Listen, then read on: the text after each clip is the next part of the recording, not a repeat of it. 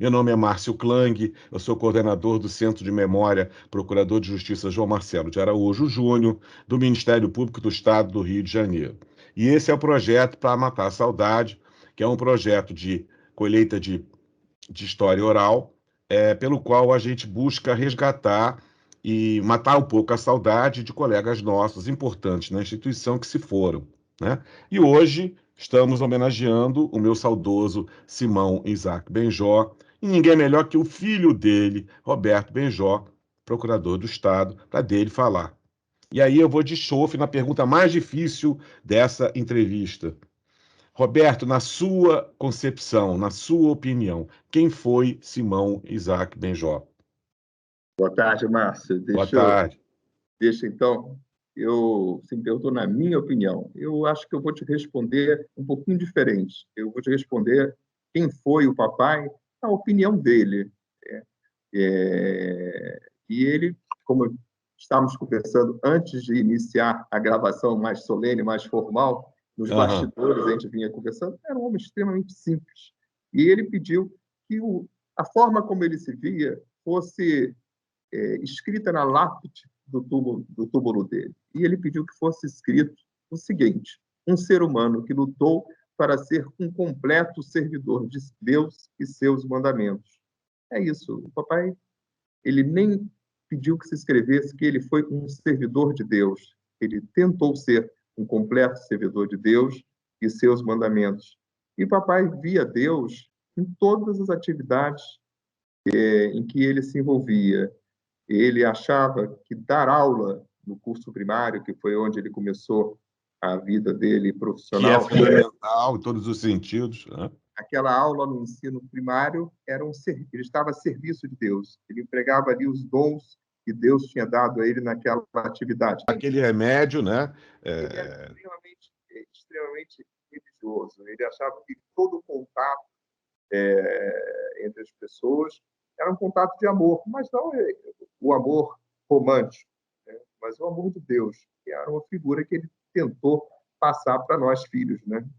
Na sua opinião, quem foi Simão Isaac Benjó? Essa pergunta é muito difícil, eu sei. Quem foram Simão Isaac Benjó, né? Essa, melhor colocando, né? Nossa família Benjó está no Brasil há 200 anos. Então, Simão Isaac Benjó nasceu em Parintins, no interior do Amazonas. Sim. A nossa origem é de judeus de origem marroquina, na verdade, judeus espanhóis que foram para o Marrocos. E meu avô, que também era brasileiro, que nasceu em 1800 e alguma coisa, não sei exatamente a data. Então, enfim, nós temos raízes judaico-brasileiras muito profundas. Então, assim, a família do meu pai era uma família muito pobre. Você imagina, meu avô tinha uma loja lá de secos e molhados no interior do Amazonas. Minha avó morreu com 33 anos. Olha. Ele deixou meu saudoso tio Simão, devia ter uns 6 anos de idade.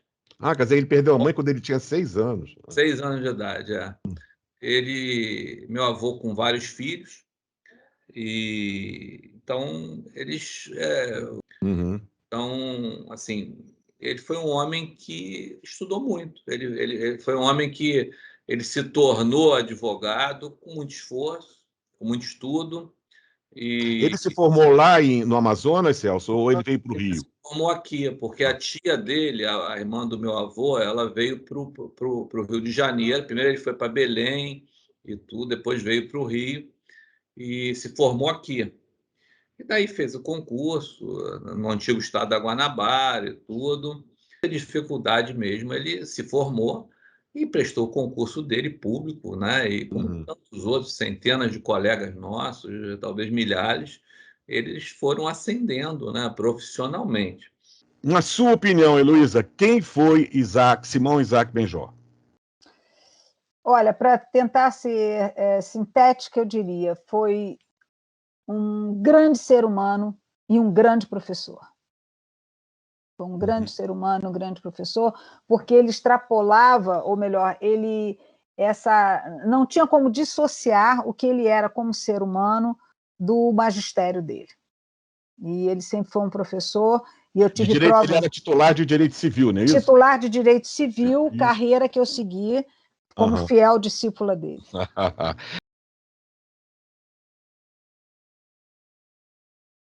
Algum fato, alguma história interessante, né? Porque já que ele se reunia e fazia reuniões de direito civil, e no final do ano também havia reuniões sociais, não é? Você tem alguma história interessante para contar do professor Benjor? Assim, pelo lado pessoal. Olha, pelo lado pessoal, eu teria muitas coisas para contar, porque Benjor foi meu mestre de vida, para além de mestre de direito civil, razão pela qual hoje eu sou titular de direito civil, e tenho a honra de estar na linha sucessória dele, né, na direção da Faculdade de Direito. Mas eu me lembro assim, o Benjor tinha um contato, como eu disse, pelo ser humano fantástico que ele era, ele tinha uma empatia inata com as outras pessoas, ele tinha uma proximidade muito grande com os alunos. E lembrem-se que naquela época não tinha internet, não tinha WhatsApp, era telefone discado. Quando funcionava, né? Quando funcionava, bem observado, quando funcionava. Mas isso não impedia dele ter um contato muito próximo, tanto na área acadêmica, que ele trabalhava quase que num diálogo pessoal com cada um dos alunos, e ficaram famosas, né, uma história famosa, ele fazia uns questionários, que eram as maratonas de direito civil que ele fazia. Exatamente o que você chegar. Ele fazia um questionário, ele tinha o trabalho de elaborar um questionário enorme, com perguntas para que nós pudéssemos estudar, enfim, quer dizer, ele tinha para usar uma expressão bem concreta, ele tinha esse corpo a corpo como professor com os alunos. E fora da sala de aula, ele era um professor assim, muito, muito querido, porque ele era muito festeiro, digamos assim. Né? Sim, eu já soube disso. Ele tinha um prazer de estar com as pessoas, então, era 3 de dezembro, ele fazia uma festa no escritório dele de Natal, tá? Para os amigos e alunos dele. E era uma festa deliciosa, em que, além dos comes e bebes, que ele era muito requintado no comer e no beber, não, veja bem, não assim, extravagante, nada, ele gostava de coisas boas, né? De um bom queijo, de um bom vinho, mas ele gostava de coisas de qualidade. Coisas de qualidade, De coisas de qualidade, exatamente. E ele oferecia aquilo com muita fartura, mas principalmente com muito acolhimento. E até hoje acho difícil que alguém que tenha ido a uma dessas festas do Benjor não se lembre dessas festas natalinas dele. Foram, assim, ele era uma pessoa de extremo bom humor, inteligentíssimo, então era muito agradável estar com ele.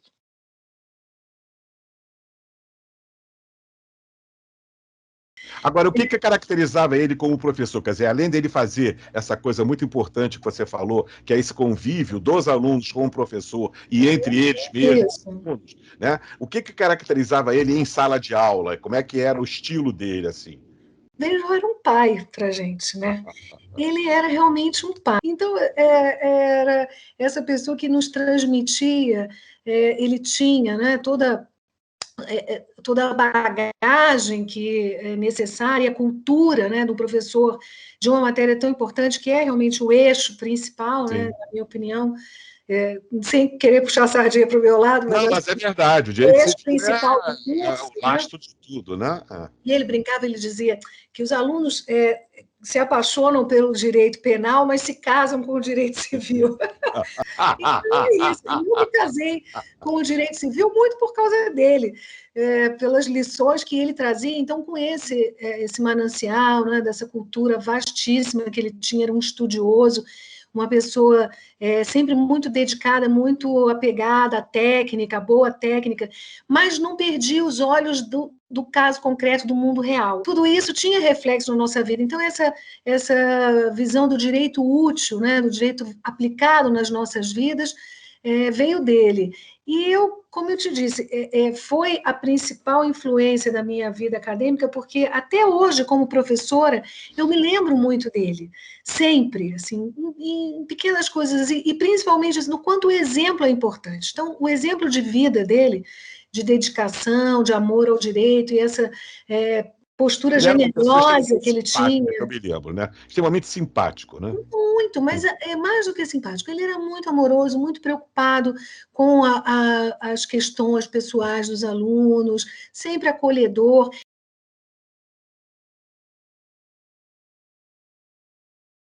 Você agora pode contar algum fato institucional, quer dizer, no Ministério Público, em que ele tenha tido, seu pai tenha tido uma atuação assim de destaque, como promotor, como procurador, como examinador de concurso, como ocupante de algum cargo?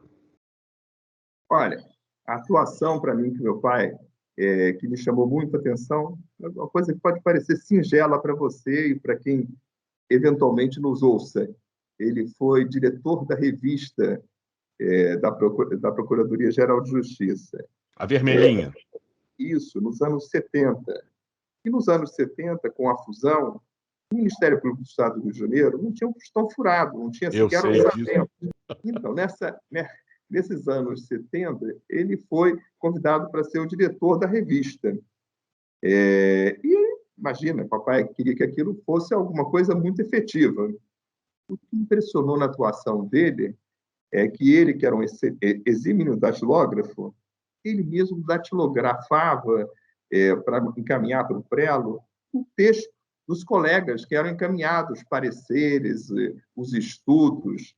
Ele mesmo era o secretário, ele ligava para os colegas e tinha uma história. Tudo ele gostava muito de dividir as coisas comigo. Ele dizia, meu filho, eu sei que a gente tem um orçamento doméstico, mas parte desse dinheiro que eu ganho, dos meus vencimentos, eu tenho que dedicar a esse cargo aqui, porque senão isso não será um nada. E a gente tem que fazer na vida aquela história que eu te falei, do amor de Deus, né? Sim. A gente recebe uma tarefa e essa não é uma tarefa burocrática, né? Eu tenho que fazer alguma coisa diferente. Eu tenho que ajudar as pessoas. Essa revista tem que ter uma utilidade para os meus colegas mais novos. E ele, então, contratou um corpo administrativo que era contratado por ele. Quer dizer, ele bancou, né? Em outras palavras, ele pôs a mão no bolso e pagou. Mas não é como a gente brinca lá, Bangu. Ele assinou a carteira das pessoas, né? Dentro da estruturazinha dele de escritório, ele foi lá e contratou 2 pessoas para poderem ajudar nisso.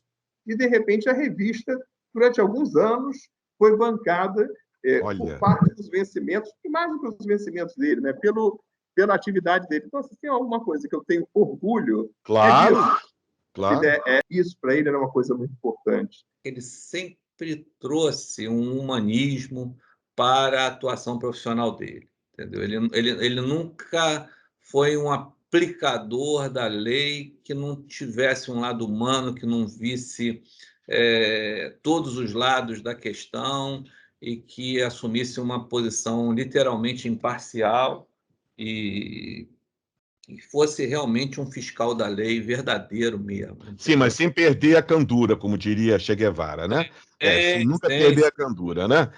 Eu sei disso. Eu me lembro dele, eu estava fazendo prova oral, e eu sempre em prova oral. Hoje em dia, não. Mas na época eu ficava muito. Mas imagine uma pessoa muito nervosa, multiplica por 1000. Era o Márcio Klang. E ele me perguntou assim uma coisa básica de direito, que evidentemente eu sabia, porque eu já estava na prova oral, eu não podia. Ele perguntou assim: me explique o que é contrato. Eu disse, não sei. Pois é, né? É claro que eu sabia, não é? Mas aí ele disse, vamos fazer o seguinte, vamos passar para o direito comercial e depois a gente volta. Quer dizer, ele via no candidato um ser humano e não mais um, não é verdade? Claro.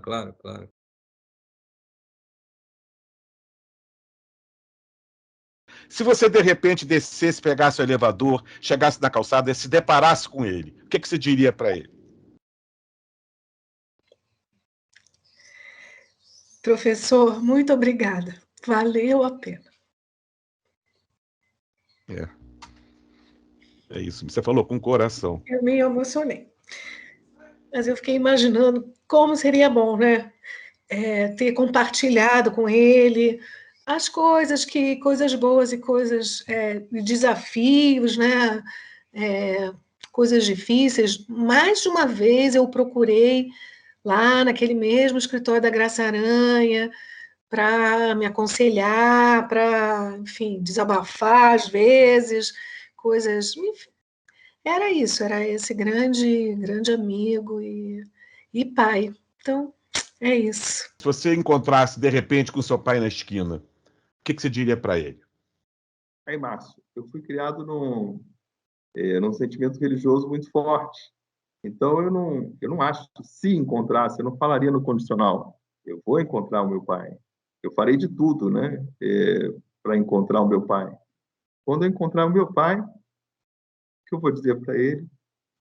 É bendito seja Deus, louvado seja Deus, para sempre seja louvado, e vamos ficar juntos para a eternidade.